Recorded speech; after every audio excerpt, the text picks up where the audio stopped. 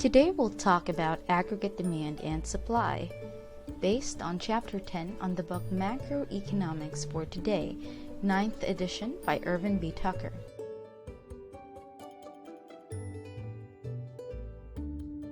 What is aggregate demand? Aggregate demand is the total demand for all goods and services at any given price level in a given period. And how's it different from market demand?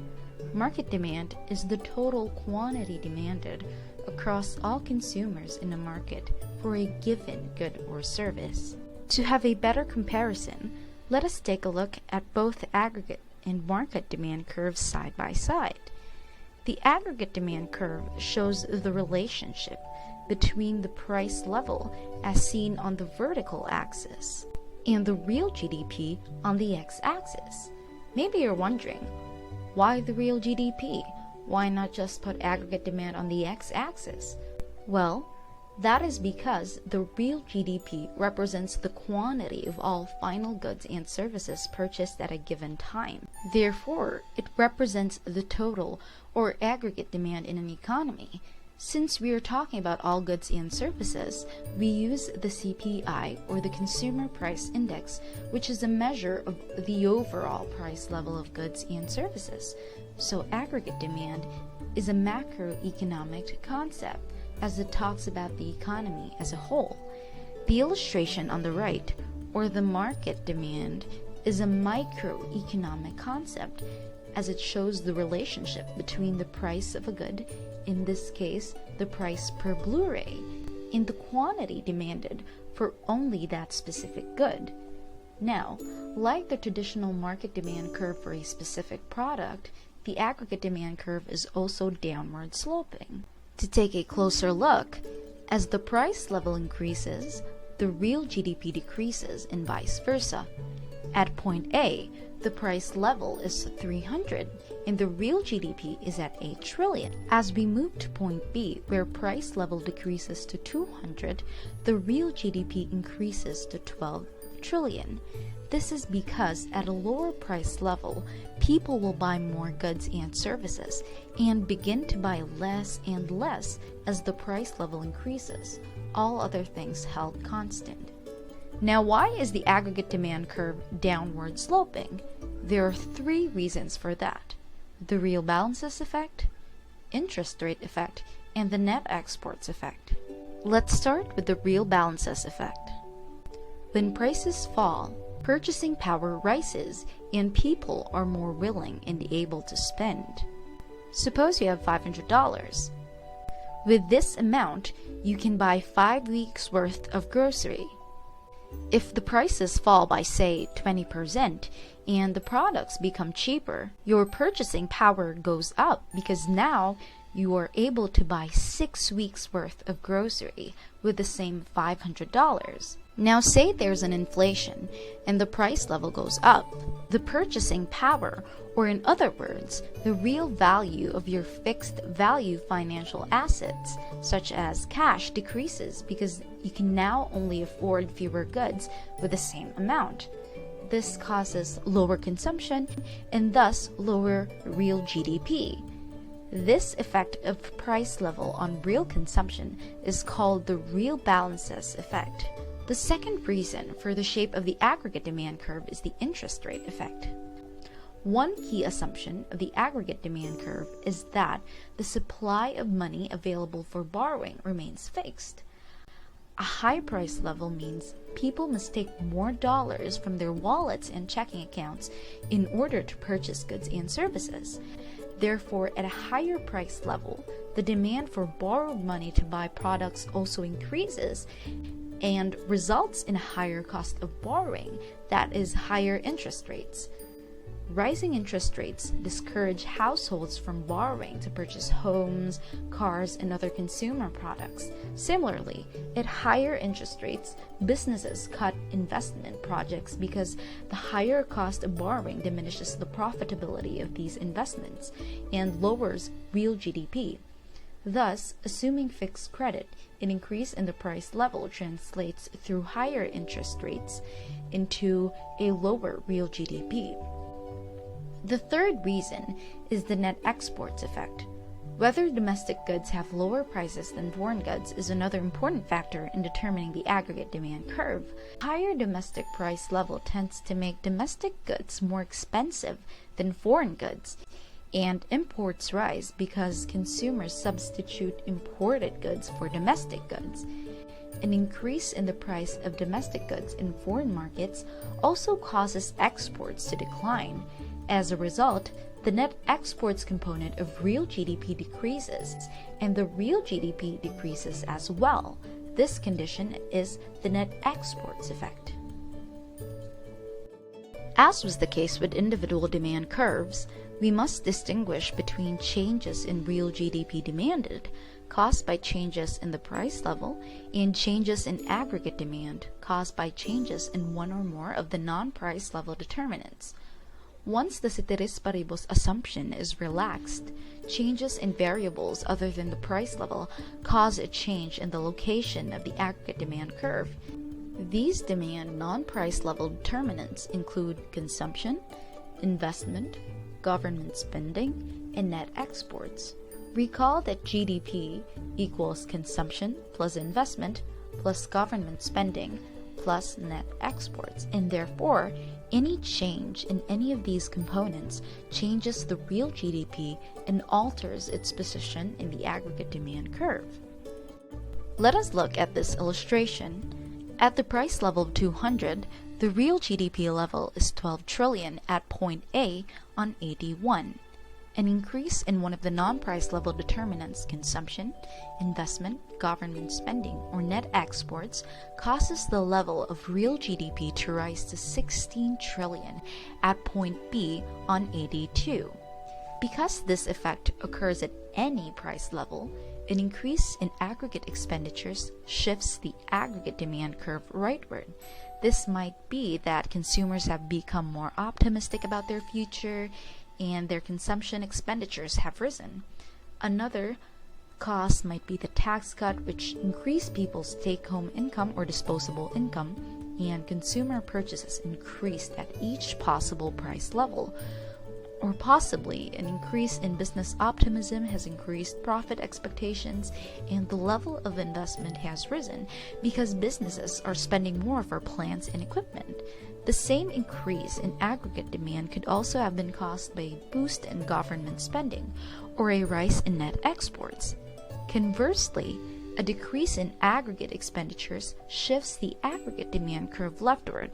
This can be caused by pessimistic expectations by consumers, or firms will cause the aggregate demand curve to shift leftward by a tax increase or decrease in government spending or net exports. Now let us proceed to the aggregate supply curve. Just as we must distinguish between the aggregate demand and market demand curves, the theory for a market supply curve does not apply directly to the aggregate supply curve. Keeping this in mind, we can define the aggregate supply curve as the curve that shows the level of real GDP produced at different possible price levels during a time period, ceteris paribus. Stated simply, the aggregate supply curve shows us the total amount of goods and services produced in an economy at various price levels.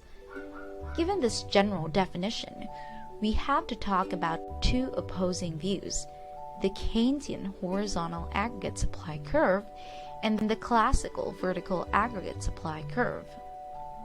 Let us look into why these two views have different shapes in their supply curves and the assumptions that they've made. Beginning with the Keynesian view of aggregate supply. During the Great Depression, John Maynard Keynes argued that price and wages are inflexible. That meant that during a recession, the sticky prices and wages can result to prolonged unemployment. Therefore, Keynesian theory argues that the aggregate demand in the economy needs to be increased in order to revitalize the economy, and this can be done through the intervention of the government. In other words, the government should actively manage aggregate demand to avoid a depression or recession. Why do Keynesians assume that product prices and wages are inflexible or sticky? The reasons for upward inflexibility, or the inability of prices and wages to increase, include the following. First, during a deep recession, there are many idle resources in the economy. Consequently, producers are willing to sell at current prices because there are no shortages to put upward pressure on prices. Second, the supply of unemployed workers willing to work for the prevailing wage rate diminishes the power of workers to increase their wages. Now, the reasons for downward inflexibility, or the inability of prices and wages to adjust downwards, include: first, union contracts prevent businesses from lowering wage rates. Second, minimum wage laws prevent lower wage rates. Third, employers believe that cutting wage lowers morale and productivity. Therefore, during a recession, employers prefer to freeze wages and lay off or reduce hours for some of their workers until the economy recovers. Given the Keynesian assumption of fixed or rigid product prices and wages, changes in the aggregate demand curve causes changes in real GDP along a horizontal aggregate supply curve. Why is the Keynesian supply curve horizontal? During a recession, where there are low levels of output and employment, there would be spare capacity in the economy, which would enable firms to increase their output without increasing the cost per unit produced, and allow them to supply whatever amount of goods is demanded at a particular price level during an economic depression, which is why Keynesian theory is simply stated as demand creates its own supply. Let us examine this illustration. Assuming this is an economy in recession, or not operating at full employment. The full employment real GDP is at 16 trillion, but we will begin at equilibrium E1 with a fixed price level of 200. Given aggregate demand schedule AD1, the equilibrium level of real GDP is 8 trillion. Now government spending increases, causing aggregate demand to rise from AD1 to AD2 in equilibrium to shift from E1 to E2 along the horizontal aggregate supply curve. At E2, the economy moves to 12 trillion, which is closer to the full employment GDP of 16 trillion. When the aggregate supply curve is horizontal and an economy is in recession below full employment, the only effects of an increase in aggregate demand are increases in real GDP and employment, while the price level does not change. Now let us look at the classical view of aggregate supply. Before the Great Depression and before Keynes' theory, classical economists dominated economic thinking. Their belief was that the economy was self-regulating and that it would correct itself over time without any government intervention.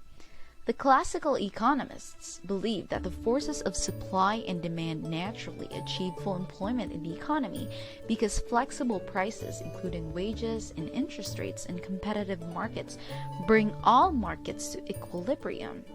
After a temporary adjustment period, markets always clear because firms sell all goods and services offered for sale. In short, recessions naturally cure themselves because the capitalistic price system automatically restores full employment, which is why they believe in laissez-faire, or leave it alone, or to leave the economy alone as it does not need any help from the government. The vertical shape of the classical aggregate supply curve is based on two assumptions. First, the economy normally operates at its full employment output level. Second, the price level of products and production costs change by the same percentage, that is proportionally, in order to maintain a full employment level of output. This classical theory of flexible prices and wages is at odds with the Keynesian concept of sticky prices and wages. When the aggregate supply curve is vertical at the full employment GDP, the only effect over time of a change in aggregate demand is a change in price level. Stated simply, the classical view is that supply creates its own demand. Classical theory teaches that prices and wages adjust to keep the economy operating at its full employment output at 16 trillion. A decline in aggregate demand from 81 to 82 will temporarily cause a surplus of 4 trillion, which is the excess of 16 over 12 trillion, the distance from E' to E1. Businesses respond by cutting the price level from 300 to 200. As a result, consumers increase their purchases because of the real balances effect and wages adjust downward. Thus, classical economists predict that the economy is self-correcting and will restore to full employment at point E2. Now that you've seen the difference between the classical view and the Keynesian view, we will now discuss a general view of how the shape of the aggregate supply curve varies as real GDP expands or contracts. The aggregate supply curve has 3 distinct ranges or segments labeled the Keynesian range, the intermediate range, and the classical range. The Keynesian range is the horizontal segment of the aggregate supply curve, which represents an economy in a severe recession. The intermediate range is the rising segment of the aggregate supply curve, which represents an economy approaching full employment output. The classical range is the vertical segment of the aggregate supply curve, which represents an economy at full employment output. We will now examine the rationale for each of these 3 quite distinct ranges. To analyze the aggregate demand and supply curve, let us take a look at the aggregate demand and supply model. Macroeconomic equilibrium occurs where the aggregate demand curve AD and the aggregate supply curve AS intersect.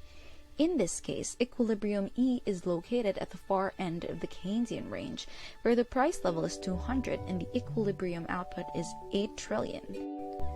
What if the level of output on the aggregate supply curve is below 8 trillion, let's say 4 trillion, and the aggregate demand curve remains fixed? Then at the price level of 200, the real GDP demanded exceeds the real GDP supplied. Under such circumstances, businesses cannot fill orders quickly enough, and inventories are drawn down unexpectedly. Business managers react by hiring more workers and producing more output. Because the economy is operating in the Keynesian range, the price level remains constant at 200. What if the level of real GDP supplied on the aggregate supply curve exceeds the real GDP in the intermediate range between 8 trillion and 16 trillion. In this output segment, the price level is between 200 and 400, and businesses face sales that are less than expected. In this case, unintended inventories of unsold goods pile up on the shelves, and management will lay off workers, cut back on production, and reduce prices. This adjustment process continues until the equilibrium price level and output levels are reached at point E and there's no upward or downward pressure for the price level to change.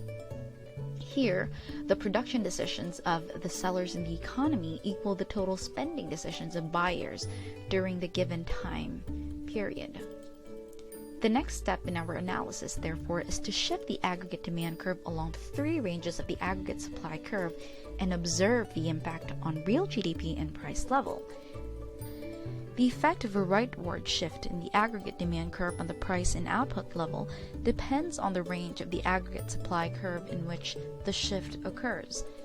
In illustration A, on the Keynesian range, an increase in aggregate demand causing the equilibrium to change from E1 to E2 in the Keynesian range will increase real GDP from 4 trillion to 8 trillion, but the price level will remain unchanged at 200. This is because the Keynesian range is an economy in recession, and therefore it has unused capacity that allow firms to produce more without any increase in their prices. As aggregate demand increases in the Keynesian range, the price level remains constant as real GDP expands. In illustration B on the intermediate range, an increase in aggregate demand causing the equilibrium to change from E3 to E4 in the intermediate range will increase real GDP from 8 trillion to 12 trillion, and the price level will rise from 200 to 250. The price level now increases compared to the Keynesian range where the price level does not change because as the economy is recovering, firms don't have any more unused capacity or they have inadequate resources which push them to raise their prices. Or it could be that the shortage of labor results in an increase in wages, thus increase in prices, and increase in production costs happens as machineries and workers become less efficient as they are approaching full capacity. In the intermediate range, increases in aggregate demand increase both the price level and the real GDP. In illustration C, or in the classical range, where the economy is already at full employment, it cannot anymore go beyond the 16 trillion real GDP because that is already the maximum. So an increase in aggregate demand causing the equilibrium to change from E5 to E6 in the classical range will only increase the price level from 300 to 400, but the real GDP will not increase beyond the full employment level of 16 trillion. The explanation why the prices continue to rise is that once the economy operates at full capacity, businesses raise their prices in order to ration or distribute fully employed resources to those willing and able to pay the highest prices. Once the economy reaches full employment output in the classical range, additional increases in aggregate demand merely cause inflation rather than more real GDP. Our discussion so far has explained changes in real GDP supplied resulting from changes in the aggregate demand curve given a stationary aggregate supply curve. Now we consider the situation when the aggregate demand curve is stationary and the aggregate supply curve shifts as a result of changes in one or more of the non-price level determinants. The non-price level determinants affecting aggregate supply include resource prices, whether domestic and imported, technological changes, taxes, subsidies, and regulations. Note that each of these factors affects production costs. At a given price level, the profit businesses make at any level of real GDP depends on production costs. If costs change, firms respond by changing their output. Lower production costs shift the aggregate supply curve to the right, indicating greater real GDP is supplied at any price level. Conversely, higher production costs shift the aggregate supply curve leftward, meaning less real GDP is supplied at any price level. The illustration represents a supply-side explanation of the business cycle, where there is a rightward shift in aggregate supply, in contrast to the demand-side case presented previously. Note that for simplicity, the aggregate supply curve is drawn using only the intermediate segment. The economy begins in equilibrium at point E1, with the real GDP at 10 trillion and price level at 175. Then, suppose labor unions become less powerful and their weaker bargaining position causes the wage rate to fall. With lower wage rate, firms will also have lower labor costs per unit of output, and they will seek to increase profits by expanding production at any price level. Hence, the aggregate supply curve shifts rightward from aggregate supply 1, or AS1, to AS2, and the equilibrium changes from E1 to E2. As a result, real GDP increases 2 trillion from 10 to 12 trillion, and the price level decreases from 175 to 150. After seeing the aggregate supply curve shift, let us now examine an example where both the aggregate demand and supply curves shift to the right or increase. This is an illustration of the U.S. economy from the mid-1990s to the 2000s. From the late 1995 through 2000, the aggregate demand curve increased from 80.95 to 80.00. Because of significant increases in productivity from technology advances, the aggregate supply curve shift from AS95 to AS00. both the aggregate demand and supply curve increased or shifted rightward, and as a result, the U.S. economy experienced the strong real GDP growth to full employment from 10,164 to 12,565 billion, with only mild inflation or increase in price level from 152 to 172. We now apply the aggregate demand and aggregate supply model to the two types of inflation, the cost push inflation and the demand pull inflation. During the late 1970s and early 1980s, the U.S. economy experienced an event called stagflation. Stagflation is the condition that occurs when an economy experiences both high unemployment and rapid inflation simultaneously. How could this happen? This can be explained by a cost-push inflation. Cost-push inflation, defined in terms of our macro model, is a rise in the price level or inflation resulting from a decrease in the aggregate supply curve while the aggregate demand curve remains fixed, resulting to a decrease in real output and a decrease in employment. In contrast, the demand pull inflation is a rise in the price level resulting from an increase in the aggregate demand curve while the aggregate supply curve remains fixed. The important thing to remember is that in these two cases of inflation, the decrease in the aggregate supply or increase in aggregate demand causes an excess of real GDP demanded. When the amount demanded exceeds the supply, there is a shortage, which puts an upward pressure on the price level, causing inflation.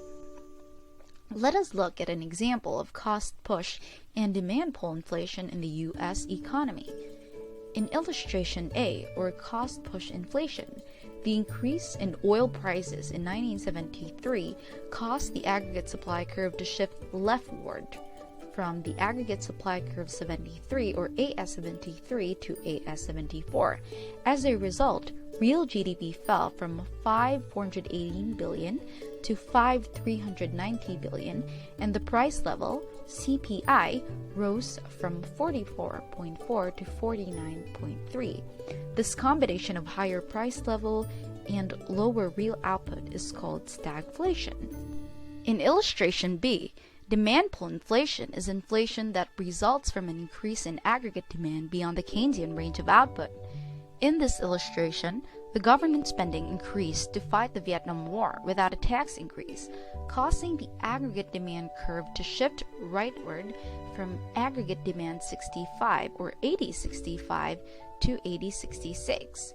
Consequently, real GDP rose from 3,973 billion to 4,235 billion, and the price level, or the CPI, rose from 31.5 to 32.4. In summary, the aggregate supply and aggregate demand curves shift in different directions for various reasons in a given time period. These shifts in the aggregate supply and aggregate demand curve cause upswings and downswings in real GDP. These swings are what make up the business cycle. A leftward shift in the aggregate demand curve, for example, can cause a recession, whereas a rightward shift of the aggregate demand curve can cause real GDP and employment to rise and the economy recovers. A leftward shift in the aggregate supply curve can cause a downswing, and a rightward shift might cause an upswing. Therefore, the business cycle is a result of shifts in the aggregate demand and aggregate supply curves. That's all for our discussion on aggregate demand and aggregate supply.